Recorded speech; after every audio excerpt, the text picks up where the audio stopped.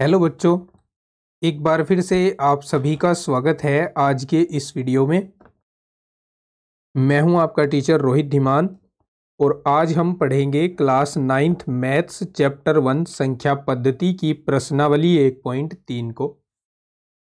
इससे पहले प्रश्नावली 1.1 और 1.2 पढ़ा दी गई हैं। इन दोनों ही वीडियो का लिंक मैंने इसी वीडियो के डिस्क्रिप्शन में डाल दिया है। अगर आपको इन दोनों एक्सरसाइजेस को देखना है तो आप डिस्क्रिप्शन में जाकर वहां से लिंक के माध्यम से देख सकते हैं। दोस्तों, वीडियो में आगे बढ़ें इससे पहले अगर आप क्लास 9th के स्टूडेंट हैं, चैनल पर नए हैं तो चैनल को सब्सक्राइब कर लें, वीडियो को लाइक और शेयर जरूर कर दें। तो देखिए, प्रश्नावली का जो पहला क्वेश्चन है आप देख सकते हैं। प्रश्नावली 1.3 का फर्स्ट क्वेश्चन कुछ इस तरह से दिया हुआ है। निम्नलिखित भिन्नों को दशमलव रूप में लिखिए और बताइए कि प्रत्येक का दशमलव प्रसार किस प्रकार का है। देखिए, दशमलव प्रसार 3 प्रकार के होते हैं। पहला प्रकार होता है शांत दशमलव। शांत दशमलव प्रसार। दूसरा होता है अशांत आवृत्ति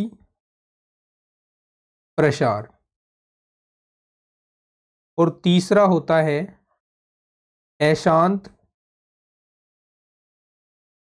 अनावृत्ति प्रसार। अशांत अनावर्ती प्रसार। अब ये होते किस रूप के हैं? क्या होता है शांत दशमलव प्रसार, क्या होता है अशांत दशमलव प्रसार और क्या होता है अशांत अनावृत्ति प्रसार? ये हम यहाँ दिए गए क्वेश्चंस के माध्यम से अच्छी तरह से जानेंगे, सीखेंगे। तो चलिए शुरू करते हैं। हमें पहले इन्हें दशमलव भिन्न के रूप में बदलना है। अभी ये हमें परिमेय संख्या के रूप में दी गई हैं, तो हमें इन्हें बदलना है। बदलने के लिए क्या करना होता है, चलिए बताता हूं आपको। फर्स्ट पार्ट में हमें 36/100 दिया है। तो हमें जो हर है ना, उससे जो अंश है उसको भाग करवाना होता है। तो यहां हम 36 को भाग करवा रहे हैं 100 से। सबसे पहले हम जानते हैं कि 100 का पहाड़ा 36 में नहीं चला सकते, इसलिए ना चलने के लिए दशमलव 0 लगानी पड़ेगी और दशमलव लगाकर 36 के आगे एक 0 बढ़ा देंगे तो ये 360 हो जाएगा। अब 100 का पहाड़ा इसमें 3 बार चल सकता है, 100 तिया 300। माइनस करेंगे तो कितना बच जाएगा? 60 बच जाएगा। ठीक है, 60 में फिर 100 का टेबल नहीं चल सकता, इसलिए दशमलव एक ही बार लगाते हैं। दशमलव लगी हुई है ही। अब हम क्या करेंगे, 0 बढ़ा देंगे यहाँ पर और 6 बार चला देंगे इसको, तो यहाँ पर 600 हो जाएगा। माइनस करेंगे तो 0 आया। अब आपने देखा कि यहाँ जो हमें ऊपर हर दिया, अंश दिया गया था, अंश में हमने 2 स्थानों के बाद दशमलव प्राप्त की है जब हमने इनको भाग किया है। तो आगे से जब कहीं ऐसे क्वेश्चन लिखे मिलेंगे आपको, नीचे ऊपर कुछ भी संख्या दी जाएगी और नीचे उसके एक के आगे जितनी भी 0 लिखी मिलेंगी, आप बस ऊपर की संख्या में उतने ही डिजिट के बाद दशमलव लगा देना, तो भाग प्रक्रिया करने की आवश्यकता नहीं होगी। अब हम यहाँ देख रहे हैं कि शेषफल 0 बच गया। दोस्तों, जब शेषफल 0 बच जाए ना, शेषफल जब 0 बच जाए तो प्रसार शांत प्रसार होता है। याद रखोगे? फिर भी मैं नोट कर देता हूं यहाँ पर। जब शेषफल 0 हो जाए तब प्रसार शांत प्रसार होता है।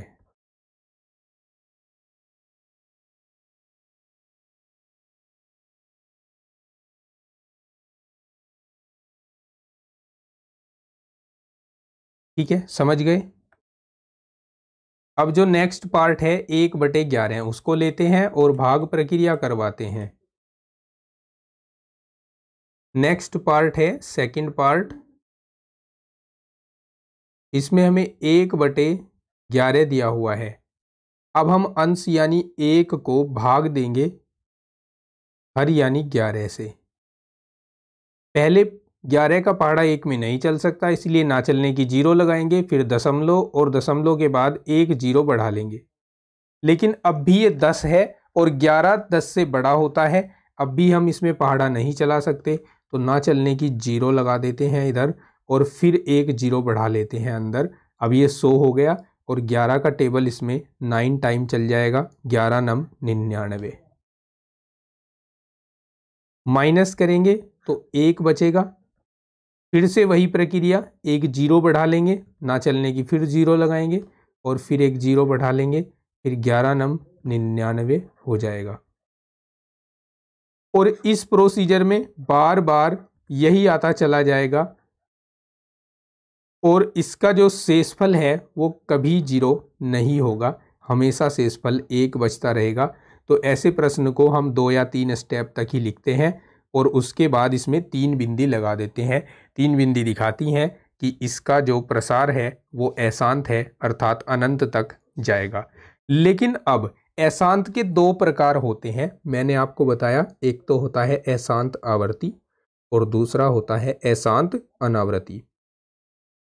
आवर्ती का मतलब क्या है, जिस दशमलव प्रसार में जो संख्याएं हैं बार बार रिपीट होंगी, कुछ संख्याएं 2 या 3 या एक संख्या वही बार बार रिपीट होगी, तो उसको हम आवर्ती प्रसार बोलेंगे। और जिसमें संख्याएं रिपीट नहीं होंगी एक निश्चित क्रम में, हम उसको अनावर्ती प्रसार बोलेंगे। तो यहाँ हम देख रहे हैं 09 09 09 ही बार बार आ रहा है, इसका मतलब ये प्रसार कैसा है, ये प्रसार अशांत तो है लेकिन साथ ही साथ ये आवर्ती है, अशांत आवर्ती।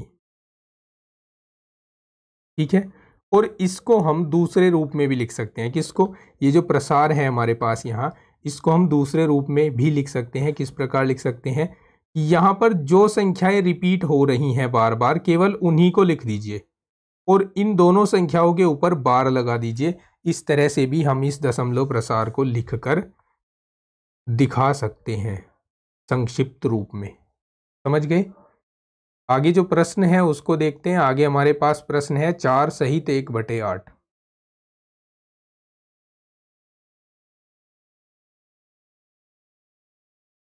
प्रश्न 3 है 4 सहित 1/8। इसको मैं उचित भिन्न में बदल देता हूं।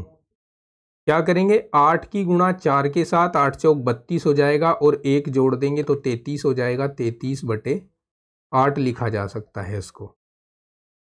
अब हम क्या करेंगे, 33 को हम भाग करेंगे 8 से। 4 बार चल जाएगा, 8 चौक 32, यहां बच जाएगा 1 माइनस करके। 1 में 8 का पहाड़ा नहीं चल पाएगा, इसीलिए दशमलव लगाएंगे। दशमलव लगाने के बाद 0 बढ़ा देंगे, लेकिन हाँ अब तो चल जाएगा। 8 एकम 8 आ जाएगा यहाँ पर।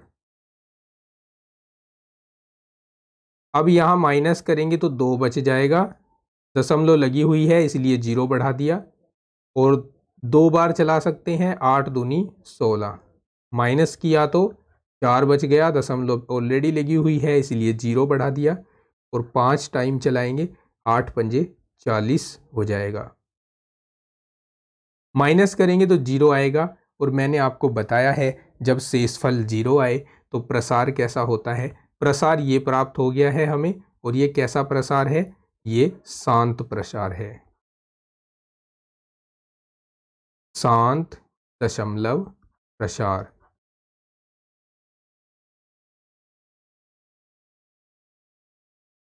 क्लियर।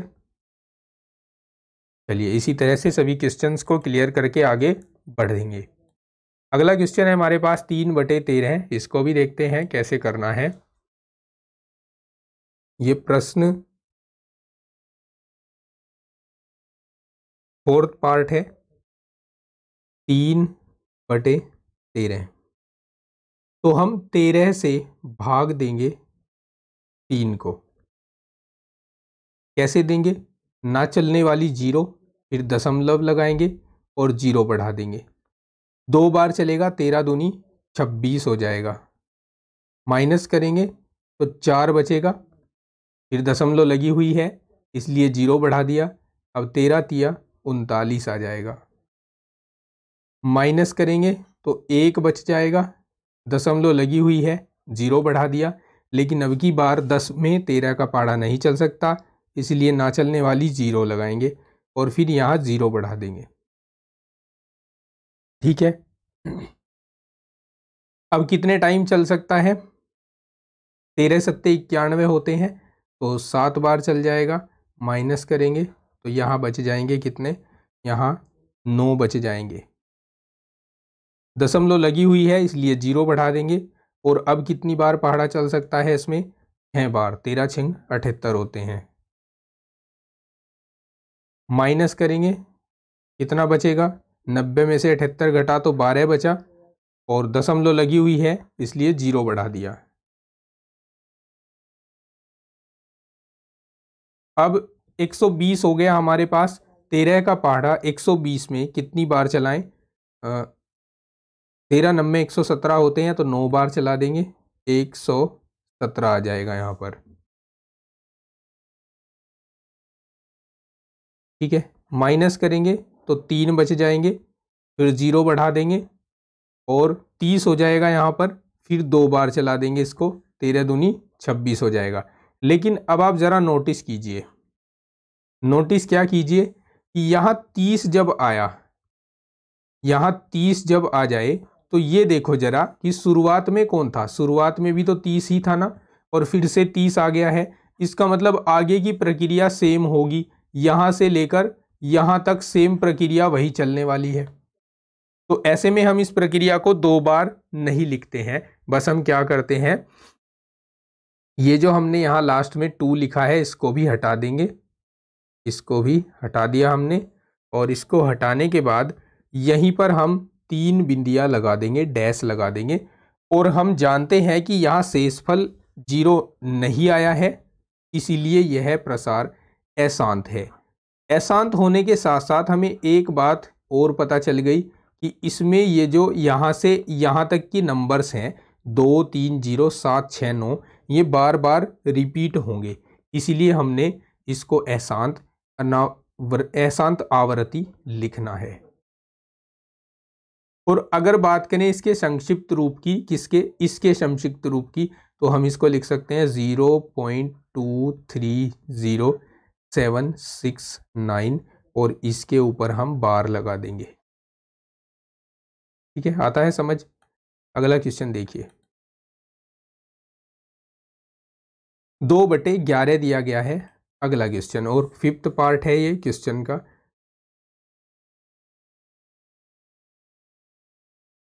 2/11, तो हम 11 से भाग करवाएंगे 2 को।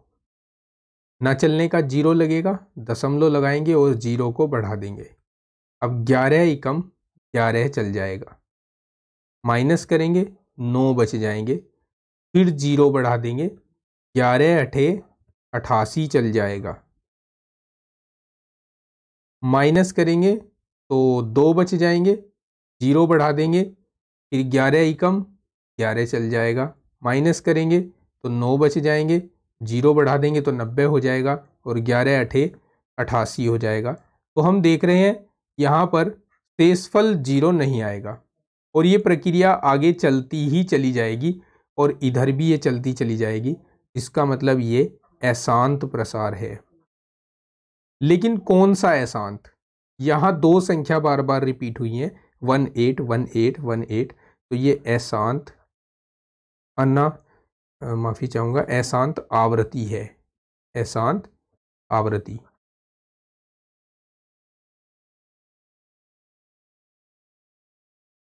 ये अशांत आवृत्ति प्रसार हो गया। ठीक है, नेक्स्ट पार्ट देखते हैं इसी क्वेश्चन का।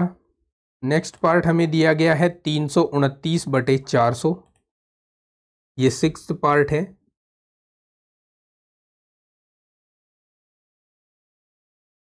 तीन सौ उनतीस और बटे में दिया हुआ है 400, तो हम 400 से भाग करेंगे 329 को। पहले हम 400 बड़ी संख्या है और 329 छोटी संख्या है, इसलिए हम पहाड़ा नहीं चला सकते, तो 0 लगाएंगे, दशमलव, और फिर अंदर 0 बढ़ा देंगे 329 के आगे। अब इसमें हम कितनी बार 400 का पहाड़ा चला सकते हैं? 8 बार चला सकते हैं। 4 8 32 होते हैं, इसलिए यहाँ 3200 आ जाएगा। माइनस करेंगे तो कितना बचेगा? माइनस करेंगे तो 90 बचेगा। दशमलव ऑलरेडी लगी हुई है, तो इसीलिए हम यहाँ एक 0 और बढ़ा लेंगे और 400 दूनी 800 हो जाएगा। माइनस करेंगे तो यहाँ 100 बच जाएगा। अब 100 भी छोटी संख्या है, किससे? 400 से, इसलिए हम 100 में इसको नहीं चला सकते, तो एक 0 बढ़ा लेंगे, 1000 में चला देंगे। कितनी बार चलाएंगे? 5 बार चला सकते हैं, 2 बार चला सकते हैं। 4 दूनी 8, यानी 400 दूनी 800। माइनस करेंगे तो 200 बच जाएगा। 200 भी 400 से छोटा है, इसलिए एक 0 फिर बढ़ाएंगे और अब इसको हम 5 बार चला सकते हैं। 400 पंजे 2000, माइनस किया तो शेषफल 0 आ गया, और जब शेषफल 0 आएगा तो हम कहेंगे कि ये शांत प्रसार है, शांत दशमलव प्रसार। समझ गए? ओके, आगे बढ़ते हैं।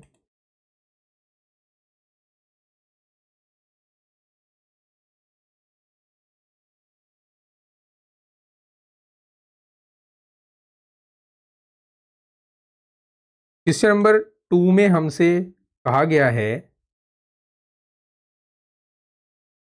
1 मिनट, पहले पूरा कॉपी कर लेते हैं इसको। चलिए, क्वेश्चन नंबर 2 में कहा गया है, आप जानते हैं कि 1/7 बराबर 0.142857 है। वास्तव में लंबा भाग किए बिना क्या यह बता सकते हैं कि 2/7, 3/7, 4/7, 5/7 और 6/7 के दशमलव प्रसार क्या होंगे? यदि हाँ तो कैसे? देखिए, ये बहुत सिंपल सा क्वेश्चन है। कैसे करेंगे इसको? देखिए, देखो, हमें पता है कि 1/7 बराबर है 0.142857 के। ठीक है ना? ये हम जानते हैं।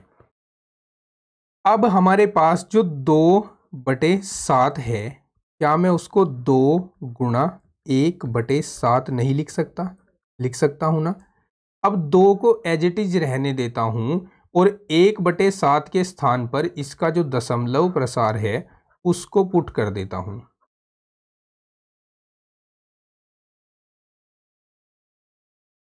और अब हम क्या करेंगे? 2/7 का वैल्यू बताने के लिए हम 1/7 के दशमलव प्रसार में इस 2 का गुणा करवा देते हैं। 2 सते 14 हो जाएगा, 2 पंजे 10 और 1 11, 2 अट्ठे 16 और 1 17, 2 दूनी 4 और 1 5, 2 चौक 8 हो जाएगा, 2 एकम 2 हो जाएगा, और दशमलव और 0, और इसके ऊपर हम फिर से बार लगा देंगे, तो ये 2/7 का आंसर हो जाएगा। ठीक है, तो समझ गए ना क्या करना है आपको? आगे मैं सारे ये क्वेश्चन नहीं करवाने वाला हूं। जैसे 3/7 है, तो इसको आप क्या लिखेंगे? 3 गुणा 1/7 लिखेंगे, और फिर 3 गुणा 0.142857 लिख लेंगे इसके सामने, यानी 1/7 का दशमलव प्रसार। और अब ये गुणा करवाना है आपको। गुणा करवाना आप जानते ही हैं, बड़ा आसान काम होता है। 7 या 21 हो गया, हासिल 2 गए, 7 पंजे 3 पंजे 15 और 2 17 हो गए, 8 तिया 24 और 1 25 हो गए, 3 दूनी 6 और 1 7 हो गया, 6 और 2 8 हो गया, और 4 तिया 12 हो गए, 3 एकम 3 और 1 4 हो गए, फिर दशमलव, फिर 0 और इसके ऊपर हमने लगा दिया बार। ठीक है, अब इसी प्रकार से आप जो आगे क्वेश्चन दिए गए हैं आपको उनको सोल्व करेंगे। जैसे 4/7 है, 5/7 है, 6/7 है। ठीक है, चलिए अब हम अगला क्वेश्चन देखते हैं। ये आपका होमवर्क रहा जो इसमें से बचा हुआ है।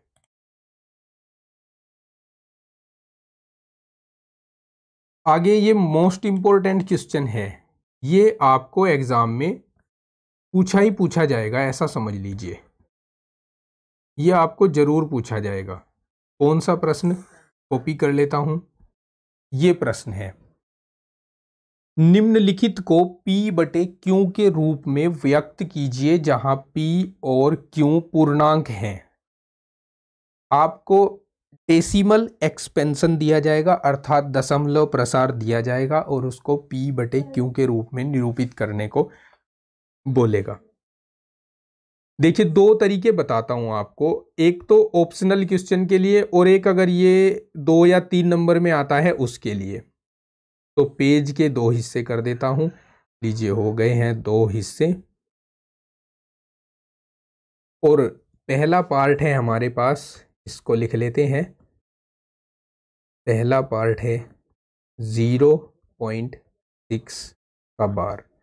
अगर ये क्वेश्चन 2 या फिर 3 मार्क में आता है, 2 या 3 मार्क में आता है, तब आप इस तरीके से करेंगे जिस तरीके से मैं यहां बताने वाला हूं। देखो, यहां जो 0.6 है इसका मतलब और क्या है, इसका मतलब है यहाँ 0.6666 एंड सो ऑन, यानी बार बार 6 ही आता चला आ रहा है। अब हमें क्या करना है, इसको x के बराबर मान लेना है।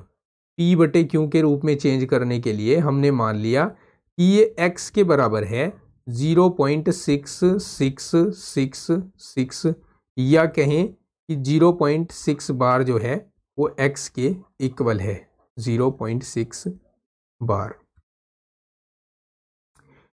देखो, यहां एक संख्या बार बार रिपीट हुई है, कौन सी, 6 बार बार रिपीट हो रही है। जब एक संख्या रिपीट होगी तो हम यहां जिसको x के बराबर मानेंगे, इस समीकरण में दोनों ओर 10 से गुणा कराएंगे।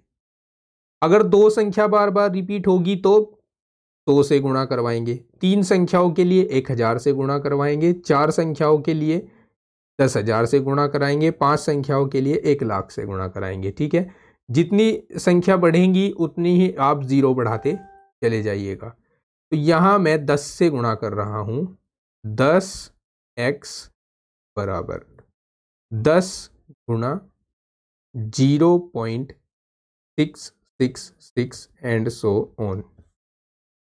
10x बराबर, देखिए, जब भी किसी दशमलव संख्या को 10 से गुणा करवाया जाता है तो दशमलव एक स्थान राइट साइड में खिसक जाता है। तो ये 6.666 एंड सो ऑन इस तरह से लिख दिया जाएगा। अब एक बात समझने की है यहाँ पर, अगर मेरे पास 5.5 रुपए हैं तो मैं उनको इस तरह लिख सकता हूँ, या फिर मैं कह सकता हूँ कि भाई मेरे पास 5 रुपए और 50 पैसे हैं, ऐसे भी तो लिख सकता हूँ ना, 5 + 0.5। तो ठीक वही प्रक्रिया यहाँ लगानी है। यहाँ हम 10x = ये लिख देंगे 6 + 0.666 एंड सो ऑन। ठीक है, और ये हमने किसके इक्वल माना हुआ है, आप यहाँ देख सकते हैं, ये हमने x के इक्वल माना हुआ है। तो इसके स्थान पर हम x रख देंगे, या 10x बराबर 6 + x। अब पक्षांतरण करें और x वाले पद एक साइड ले जाएं, तो यह हम इसको लिख सकते हैं 10x - x बराबर 6। 10x में से x घटा दिया तो कितना बचेगा, 9x बचेगा, बराबर 6 हो जाएगा। या फिर हम यहाँ से 9 को दूसरी साइड ले जाएं तो x बराबर आ जाएगा 6/9। इसको हम 3 से डिवाइड कर सकते हैं, 3 दूनी 6 और 3 तिया 9। तो जो संख्या आएगी वो अभीष्ट संख्या होगी, अर्थात P/Q का फॉर्म होगा। अब अगर ये क्वेश्चन ऑप्शनल में आता है, ऑप्शनल क्वेश्चन में आता है यानी वस्तुनिष्ठ में आता है, MCQ कहें उसमें आता है, अर्थात 1 नंबर में आता है, 1 मार्क्स का क्वेश्चन आता है, तो आप इसको कैसे करेंगे? देखिए, जितने भी अंकों की पुनरावृत्ति हो रही होगी, यहां सबसे पहले हम देख रहे हैं कि यहां 6 की पुनरावृत्ति हो रही है, तो ये 0 भी हटा दो, ये डेसिमल भी हटा दो और ऊपर से बार भी हटा दो, जो संख्या है उसको लिख दो। और बटे में एक संख्या बार बार आ रही थी, इसलिए एक बार 9 लिखना है हमें। समझ गए? और बस हो गया क्वेश्चन सोल्व, 2/3 आ जाएगा। अगर सपोज दैट यहां पर 0.69 दो संख्या इस तरह आती, तो हम क्या करते, 69 इधर लिखते और अपोन में 2 बार 9 लिख देते। ये शॉर्ट ट्रिक है। फिर इसको 3 से डिवाइड कर देंगे, 3 दूनी 6, 3 तिया 9 और 3 तिया 9, 3 तिया 9, हो गया आंसर। सपोज दैट यहां पर 0.123 आता, यानी 3 संख्याएं बार बार रिपीट हो रही होती, तो हम इसको 123 लिखते और अपोन में 3 बार 9 लिख देते, तो बस आ जाता आंसर। समझ गए? लेकिन कुछ क्वेश्चन डिफरेंट होंगे इससे, जैसे इसी का सेकंड पार्ट आ रहा है अभी, थोड़ा सा डिफरेंट है इससे। चलिए कॉपी कर लेते हैं उसको।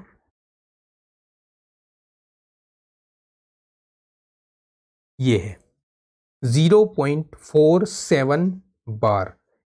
यहां ध्यान देने वाली बात जो है वो ये है कि ये जो बार है 4 के ऊपर नहीं लगाया गया है, ये केवल 7 के ऊपर लगाया गया है। दैट मीन्स इस संख्या को हम ऐसे भी लिख सकते हैं 0.477777, यानी यहां 4 एक ही बार आया है, बाकी 7 बार बार आया है।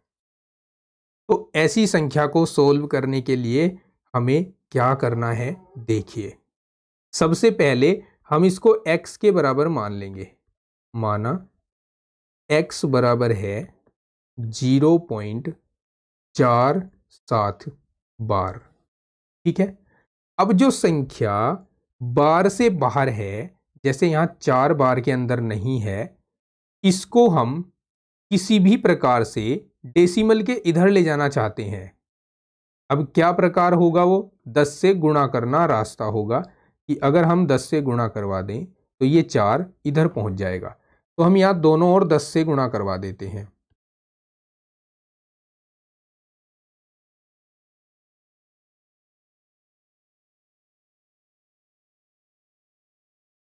जैसे ही 10 से गुणा कराएंगे ये 10x बन जाएगा, और डेसिमल इधर से, ये जो शब्द है, ये जो यहाँ पर डेसिमल है, ये खिसक कर इन दोनों के बीच में आ जाएगा, यानी ये 4.7 का बार हो जाएगा।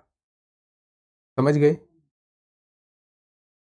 अच्छा जी, अब हम क्या कर सकते हैं,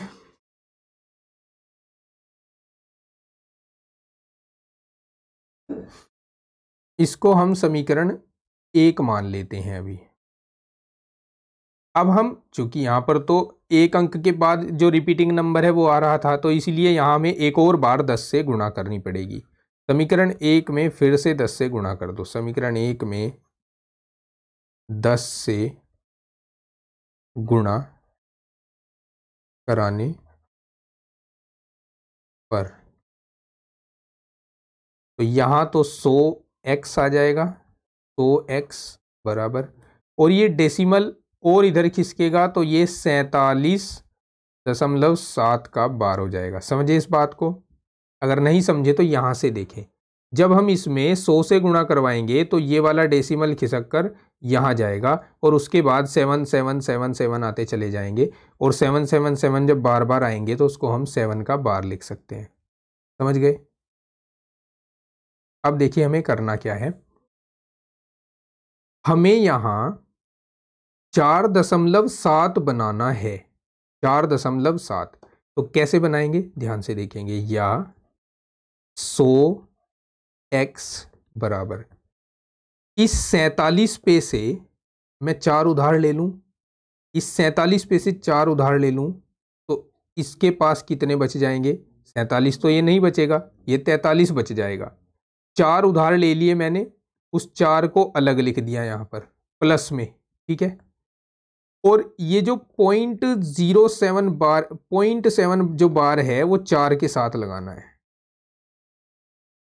अब अगर बुद्धि में बात नहीं आई है तो यहां से देख लो, आप इन दोनों को जोड़कर देख लो, जोड़कर क्या यही आएगा या नहीं आएगा? ठीक है, समझना कैसे है कि यहाँ से ये जो 4.7 का बार है ये मुझे उधार लेना है किस पे से? 47.7 के बार पे से। तो अगर मैंने उधार ले लिया तो इसके पास 43 बचेगा, और चूंकि उधार ले रहा हूँ इसलिए प्लस में लिख रहा हूँ इसको। लेकिन अब हमारा यहाँ से काम बन गया। कैसे? समीकरण 1 की सहायता ले लेंगे हम यहाँ से। तो x एज इट इज लिखा, 43 एज इट इज लिखा, और 4.7 बार की जगह हम 10x रख देंगे, 10x, और यहाँ हिंट दे देंगे सामने समीकरण 1 से। अब पक्षांतरण करें और इसको इस साइड लेकर चलें तो ये 100x minus 10x equals to 43 आ जाएगा। यहाँ 90x इक्वल्स टू 43 रह जाएगा, या हम इसको x इक्वल्स टू 43/90 लिख सकते हैं, और यही होगा P/Q रूप। समझ गए? चलिए अगला प्रश्न सोल्व करेंगे अब।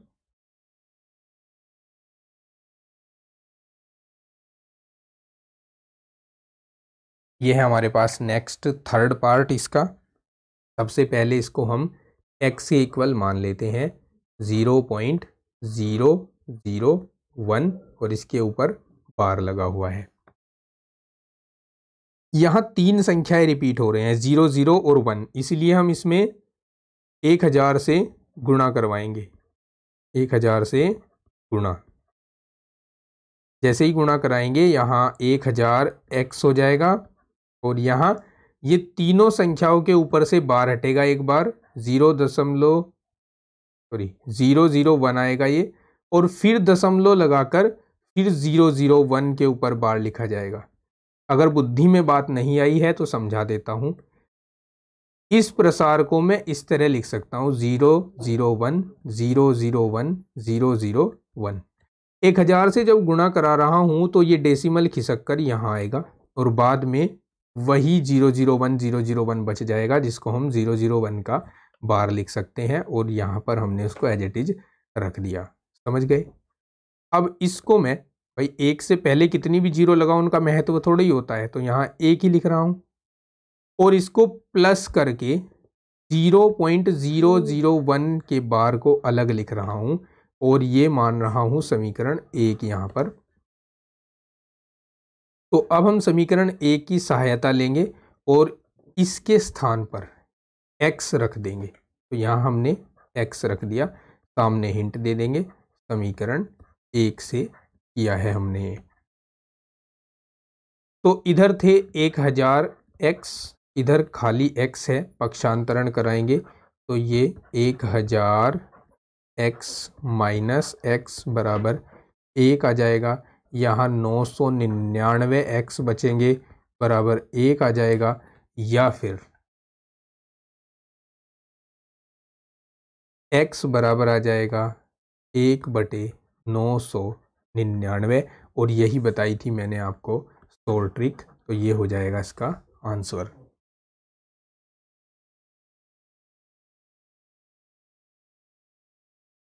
समझ गए?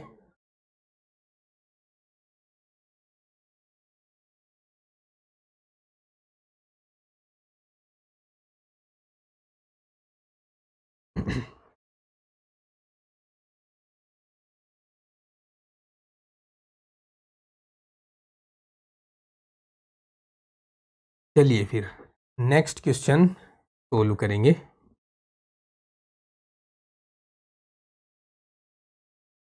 क्वेश्चन नंबर 4 है 0.99999 एंड सो ऑन को P/Q के रूप में व्यक्त कीजिए। क्या आप अपने उत्तर से आश्चर्यचकित हैं? अपने अध्यापक और कक्षा के सहभागियों के साथ उत्तर की सार्थकता पर चर्चा कीजिए। देखो ठीक उसी प्रकार का है जिस प्रकार का अभी हमने फर्स्ट क्वेश्चन किया था पिछले पार्ट क्वेश्चन का, जिसमें हमें दिया गया था 0.6 का बार। तो यहाँ पर ये 0.999 का मतलब है 0.9 का बार। तो ठीक उसी प्रकार से इसको करना है। ये आपके लिए होमवर्क है और उत्तर इसका आएगा 9/9 यानी 1 आएगा। कर लोगे? ओके। नेक्स्ट है 1/17 के दशमलव प्रसार में अंकों की पुनरावृत्ति खंड में अंकों की अधिकतम संख्या क्या हो सकती है? अपने उत्तर की जांच करने के लिए विभाजन प्रक्रिया कीजिए। तो चलिए भाई करते हैं विभाजन प्रक्रिया। हमें करना क्या है, जब इसका सॉल्यूशन देखेंगे तो हमें 1 को भाग करना है 17 से। ना चलने वाली 0 लगेगी, दशमलव लगाकर एक 0 बढ़ा देंगे, लेकिन अब भी 10 है, छोटा है 17 से, तो फिर एक 0 और लगाएंगे और एक 0 अंदर बढ़ा देंगे, इसको 100 बना देंगे हम। और अब हम इसमें 17 पंजे 85 चला देंगे। माइनस करेंगे तो कितना बचेगा? 15 बचेगा, लेकिन फिर पहाड़ा नहीं चलेगा 17 का, इसमें तो 0 लगा देंगे। और फिर कितनी टाइम्स चलाएंगे? 8 बार चलाएंगे। 17 अट्ठे 136, 136 आ जाएगा। माइनस करेंगे, माइनस करने पर बचेगा 14, एक 0 बढ़ा लेंगे, 140 में पहाड़ा चलाएंगे, फिर 8 बार चलेगा। 17 अट्ठे 136, माइनस करेंगे, 40 बचेगा, 4 बचेगा। ठीक है, 0 ही अपनी तरफ से बढ़ाया है हमने, और इसको सही करके लिखना पड़ेगा, नहीं तो आप कन्फ्यूज हो जाएंगे। 4 बचेगा, 0 बढ़ा देंगे, फिर 2 बार चलेगा, 17 दूनी 34, फिर माइनस करेंगे तो 6 बचेगा, 0 बढ़ा देंगे, और कितनी बार चलाएंगे? 3 बार। 17 तिया 51, फिर माइनस करेंगे तो 9 बचेगा, एक 0 बढ़ा देंगे, 90 हो जाएगा, और 5 बार चलाएंगे, 17 पंजे 85 हो जाएगा। 17 पंजे 85, 5 बच जाएंगे।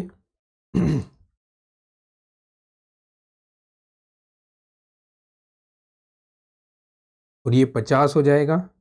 अब 50 में कितनी बार चलाएंगे? 2 बार चलाएंगे, 17 दूनी 34, माइनस करेंगे तो यहाँ पर 16 बचेगा, 0 बढ़ा देंगे, 160 हो जाएगा। और 160 में कितनी बार चलाएंगे इसको? 9 बार चलाएंगे, 17 9 153, माइनस करेंगे तो यहाँ कितने बचेंगे? 7 बचेंगे, 0 बढ़ा देंगे, 70 हो जाएगा। ठीक है, अब मैं यहाँ से लिख रहा हूँ इसको, 70 हो रहा है। अब 70 में कितनी बार चलाएंगे? 4 बार चलाएंगे, 17 चौका 68 हो जाएंगे, माइनस करेंगे तो 2 बचेंगे, 2 बचेंगे, फिर 0 बढ़ाएंगे, और 17 ही कम 17 चलेगा, माइनस करेंगे तो 3 बचेगा, फिर 0 बढ़ा देंगे, अब फिर एक बार चलेगा, 17 ही कम 17। अब कितने बचेंगे? अब बचेंगे हमारे पास 3 यहाँ बचेंगे, और एक यहाँ बचेगा, 13 बचेगा, फिर 0 बढ़ा देंगे, 130 हो जाएगा। और अब कितनी बार चलेगा? 17 सत्ते 119 चल जाएगा,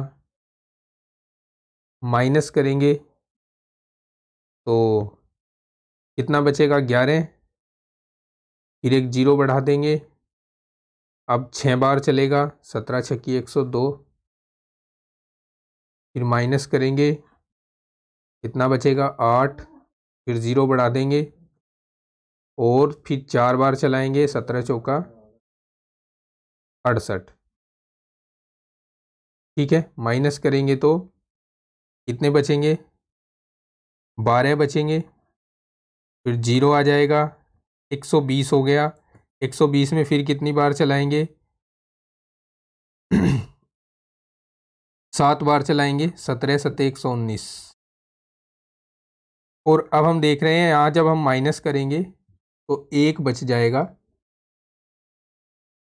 और 0 बढ़ा देंगे। ठीक है, फिर ना चलने की 0 लगाएंगे और फिर एक 0 बढ़ा देंगे। लेकिन यहाँ से आगे हम नहीं बढ़ने वाले हैं। क्यों? कारण बताता हूँ आपको। देखिए, जब हम शुरुआत हमने इसकी की थी तब भी 100 ही बना था और यहाँ पहुँचकर भी 100 ही बन गया है। तो उसका मतलब यहाँ से आगे वाली सेम प्रक्रियाएं वही रहेंगी जो यहाँ से यहाँ तक हम करते आ रहे हैं। तो इसीलिए हम इसको बार बार नहीं करेंगे और जो हमने यहाँ पर 7 के बाद 0 लगाई है उसको भी हटा देंगे। इसको हटाकर हम यहाँ पर 3 डैश लगाएंगे, 1 2 3, या इसको हम लिख सकते हैं 0.058235294117647 और इसके ऊपर हम बार लगा देंगे। अब हमें पूछा था कि इसके पुनरावृत्ति खंड में कितने अंक हैं, तो अंक गिन लीजिए 1 2 3 4 5 6 7 8 9 10 11 12 13 14 15 16। तो 16 अंक हैं इसके पुनरावृत्ति खंड में। 16 अंक आए हैं पुनरावृत्ति खंड में और यही हमें इसमें बताना था। ठीक है, रीचेक कर लेते हैं। हाँ, यही हमें बताना था इसमें कि अंकों की अधिकतम संख्या क्या हो सकती है। तो 16 अंक होंगे रिपीटिंग में, इसकी पुनरावृत्ति खंड में। समझ गए? तो चलिए, अगर इसको समझ गए अगला प्रश्न भी समझ लेते हैं।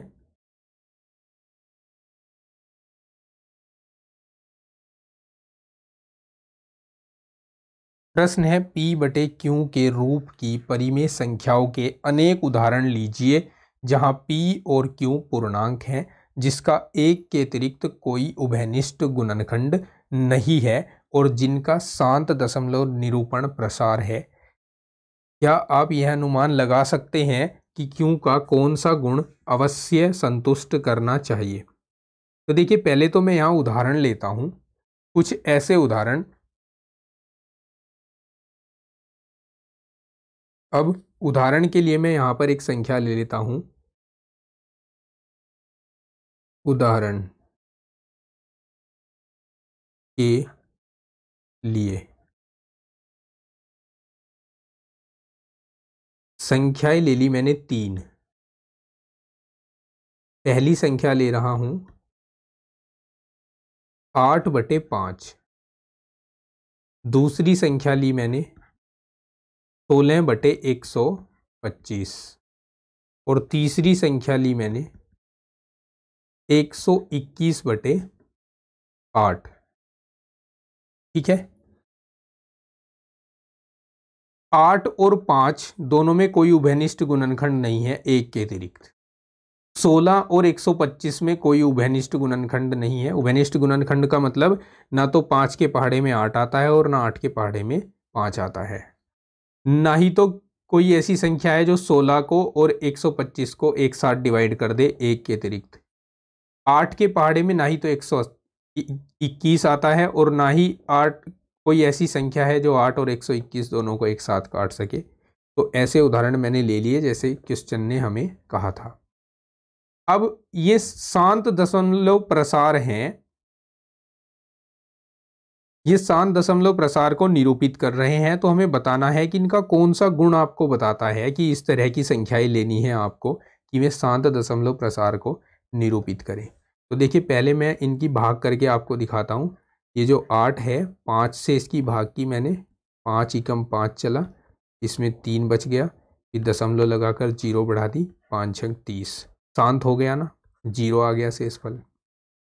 इधर देखिए 121 है, 8 से भाग करता हूँ, 8 एकम 8, कितने बच गए 4, आगे 1 है,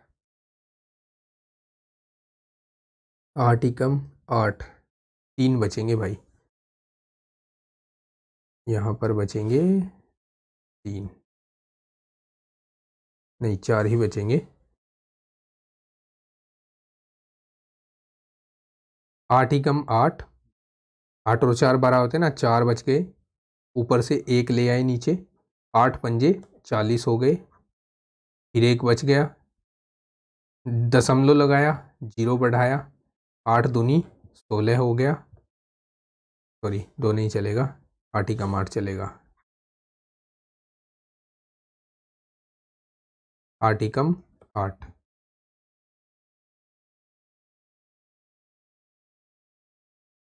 फिर घटाया, 2 बच गया, 0 बढ़ा दी 20 हो गया, 8 दूनी 16 हो गया, घटाया 4 बच गया, 0 हो गया, 8 पंजे 40 हो गया।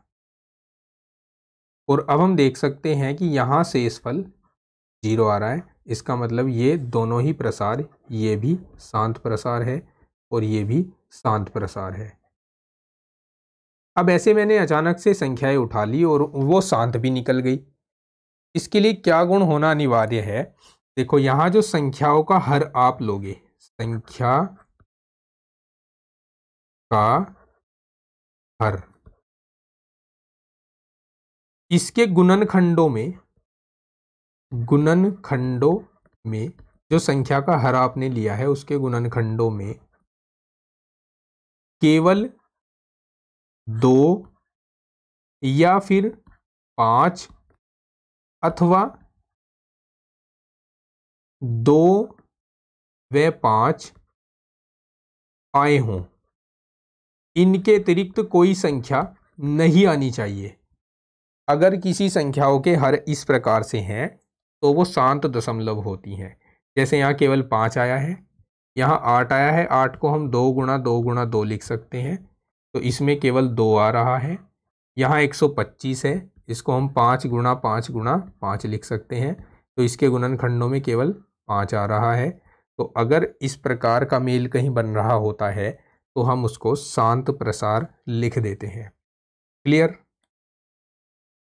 चलिए तो फिर अगला प्रश्न देखते हैं।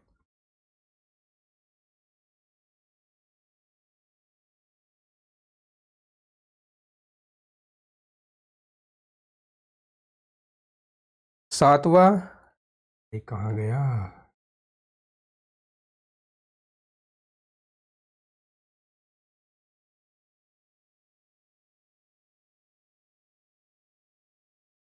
सातवां प्रश्न है, ऐसी 3 संख्याएं लिखिए जिनके दशमलव प्रसार अनवसानी अनावृत्ति हो। देखो लिखने का तरीका बताता हूं। अनावृत्ति का मतलब कि संख्या पुनरावृत्त नहीं होनी चाहिए, बार बार नहीं आनी चाहिए किसी निश्चित क्रम में। तो अभीष्ट संख्याएं, पहली संख्या लिख रहा हूं 0.140 लिख दो, फिर 1 4 के बाद 00 लिख दो, 1 4 के बाद 000 लिख दो, यानी एक एक जीरो हमेशा बढ़ाते चले जाओ। तो ऐसा प्रसार क्या होगा? अनवसानी अनावृत्ति होगा, यहाँ पुनरावृत्ति नहीं होगी। 0.210, 2100, 2100 लिखेंगे पहले, फिर 000 और 21 4 टाइम 0, इस प्रकार एक एक जीरो बढ़ाते चले जाओ। तीसरी संख्या कुछ इस प्रकार से लिख सकते हैं 0.30, 300, 300, 300, 3 4 टाइम 0। ठीक है, तो ये अनवसानी अनावृत्ति संख्याएं हैं। समझ गए? चलिए तो फिर देखते हैं नेक्स्ट क्वेश्चन।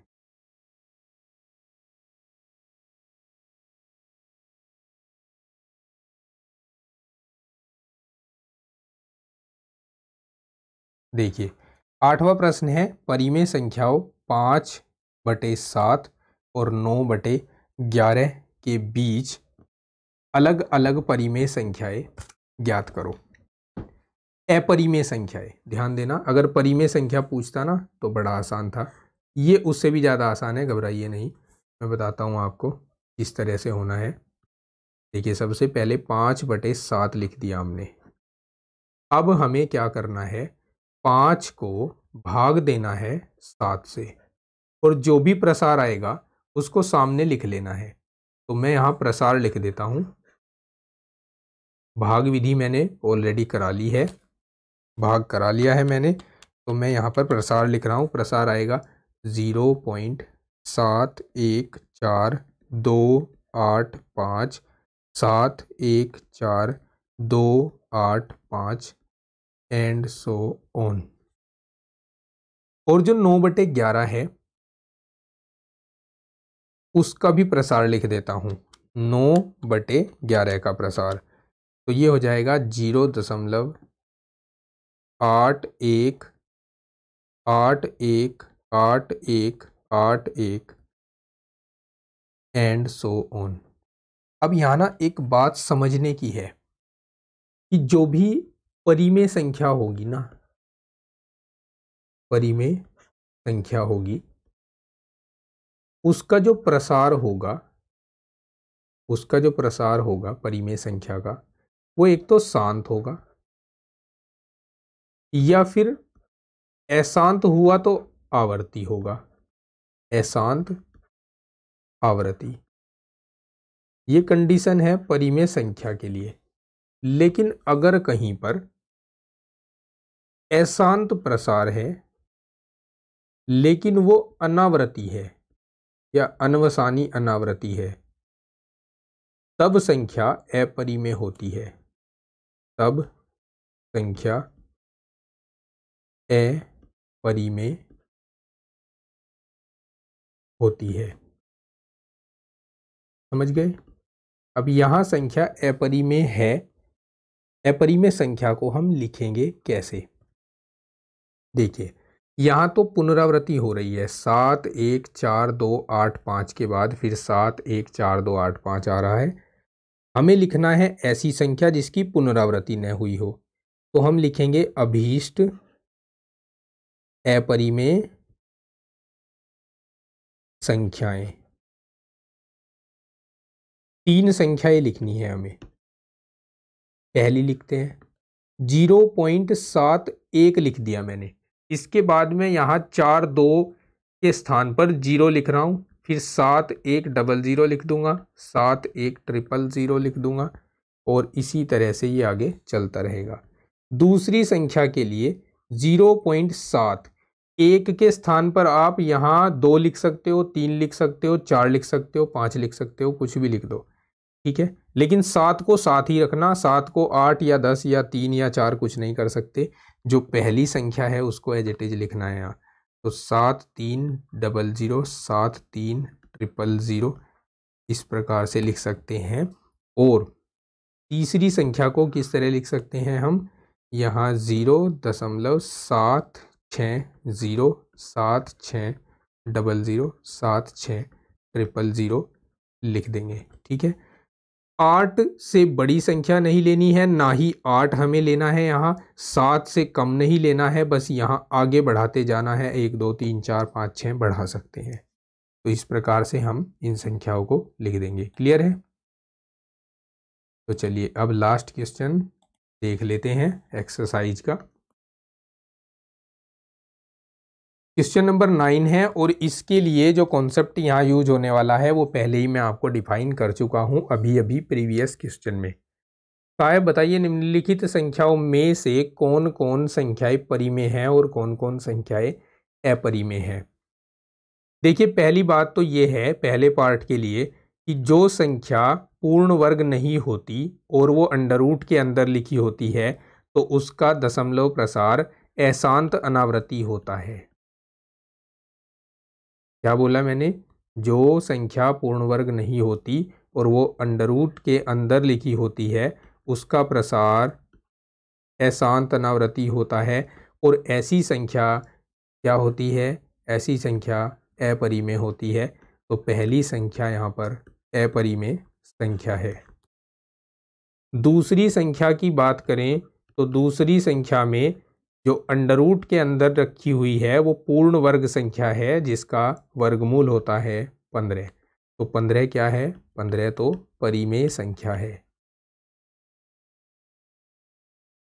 यहां देखिए, यहां कैसा प्रसार है? शांत प्रसार है। तीसरे पार्ट में शांत प्रसार होने के कारण ये कैसी संख्या है?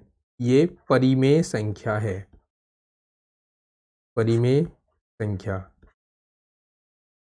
और अब यहां देखिए इस फोर्थ पार्ट में यहां पर 4 7 8 4 7 8 ये अशांत प्रसार तो है लेकिन आवृत्ति है। और जब अशांत आवृत्ति होता है, इस फोर्थ पार्ट को यहाँ लिख के बता देता हूँ, 7.478 एंड सो ऑन। ये क्या है? ये अशांत तो है लेकिन आवर्ती है। और जब अशांत आवर्ती होता है इसलिए ये परिमेय संख्या होती है। अपरिमेय केवल एक ही कंडीशन में होगी, जब प्रसार कैसा होगा? अशांत अनावृत्ति होगा। जैसे आप इस पार्ट में देख रहे हैं कैसा प्रसार है? अशांत अनावृत्ति प्रसार है, अशांत अनावृत्ति। इसीलिए कैसी संख्या है? अपरिमेय संख्या है। तो ये थी दोस्तों और प्यारे बच्चों एक्सरसाइज 1.3 क्लास 9th जो हम कर चुके हैं कंप्लीट। इसका पीडीएफ अगर आपको चाहिए तो डिस्क्रिप्शन में जाइए, वहाँ पर आपको एक व्हाट्सएप ग्रुप का लिंक मिलेगा। व्हाट्सएप ग्रुप ज्वाइन कर लीजिए। उसके बाद वहाँ आपको रिक्वेस्ट करना है, आपको पीडीएफ प्रोवाइड करा दी जाएगी। चलिए फिर आज इस वीडियो में इतना ही। आप सभी का बहुत बहुत धन्यवाद। मिलते हैं नेक्स्ट वीडियो में। Take care, bye bye, have a nice day.